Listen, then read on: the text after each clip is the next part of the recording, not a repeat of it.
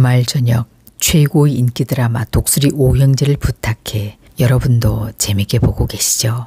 지난 44회 엔딩에서 주인공 광숙이 자신을 대놓고 싫어하는 박정수를 찾아가 딸이 돼주겠다는 파격적 선언을 날리며 끝났습니다.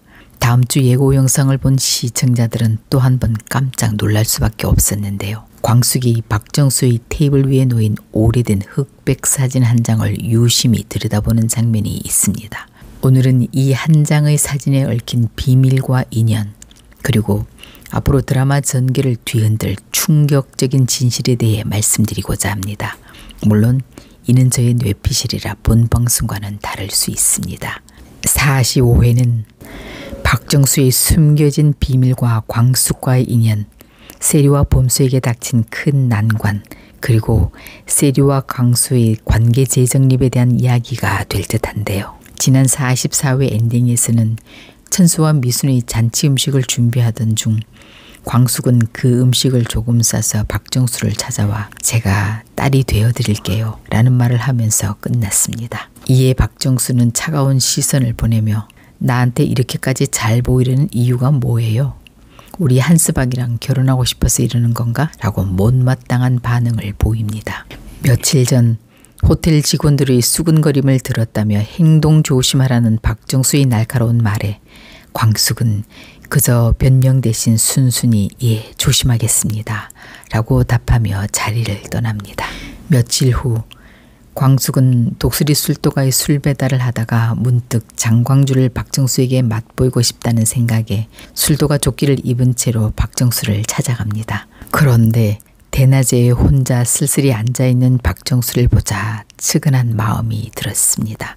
이에 광숙은 고스톱을 한판 치자고 제안하는데요.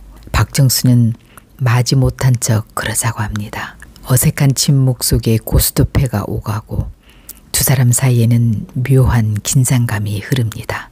그런데 잠시 박정수가 화장실 간 사이 광숙은 테이블 위에 놓인 오래된 흑백 사진 한 장을 보게 되는데요. 사진 속에는 멋진 청춘 남녀가 다정하게 손을 잡고 있는 모습입니다. 광숙은 그 사진을 유심히 들여다봅니다. 젊은 시절 사진이신가 보네. 옆에 계신 분은 누구시지? 그런데 왠지 그 사진 속 남자가 낯익습니다. 한참을 들여다보던 광숙은 소스라치게 놀랍니다.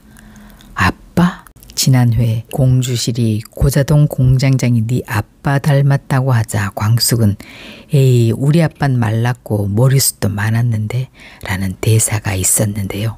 이 사진 속 인물이 바로 마른 듯한 미남의 얼굴입니다. 이 장면이야말로 작가가 심어놓은 결정적인 복선이었던 것 같은데요. 박정수가 화장실에서 돌아오자 광숙은 놀란 얼굴로 조심스럽게 물어봅니다. 이분 누구시죠? 미남이시네요. 박정수가 차분한 어조로 말합니다. 그렇지?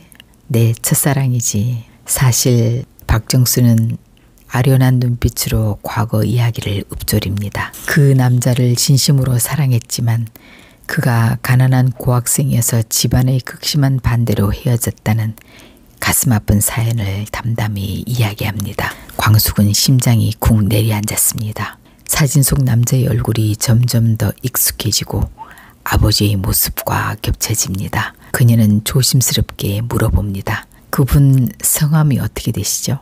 박정수의 표정이 변하며 묻습니다. 왜? 아는 분이야? 광숙은 더 이상 숨길 수 없다는 듯 가만히 듣고 난 후 어렵게 입을 댑니다. 그분이 제 아빠입니다. 박정수의 눈빛이 흔들립니다. 잃어버린 줄 알았던 자신의 첫사랑, 그리고 그 첫사랑이 남긴 흔적이 바로 눈앞에 있다는 사실에 그녀는 충격을 금치 못합니다. 광숙은 그 앞에서 어떤 표정을 지어야 할지 난감하기만 한데요. 광숙은 아버지가 박정수의 첫사랑이라는 기막힌 운명에 할 말을 잊습니다. 박정수는 조심스럽게 물어봅니다. 아버지는? 광숙이 대답합니다. 네, 돌아가셨습니다. 마광숙은 박정수가 궁금해할 듯해 아버지가 엄마랑 만나 결혼했고 어떤 사업을 했으며 자신을 낳고 뭘 하다 어떻게 돌아가셨다는 이야기까지 다 해줍니다. 광숙의 이야기를 다 듣고 난 박정수는 그랬구나 하고 눈물만 흘립니다. 그러더니 갑자기 박정수는 광숙에게 이제 그만 바쁜데 가봐요. 오늘 시간 내줘서 고마워요. 라고 평소와 다르게 친절한 인사를 건넵니다. 그날 저녁 박정수는 동숙에게 진지한 이야기를 시작합니다. 한서방, 사실 내가 알츠하이머 진단을 받았네. 언제 내가 자네를 못 알아볼지도 모르니 빨리 결혼하게. 자네 결혼식을 보고 미국으로 돌아가고 싶네.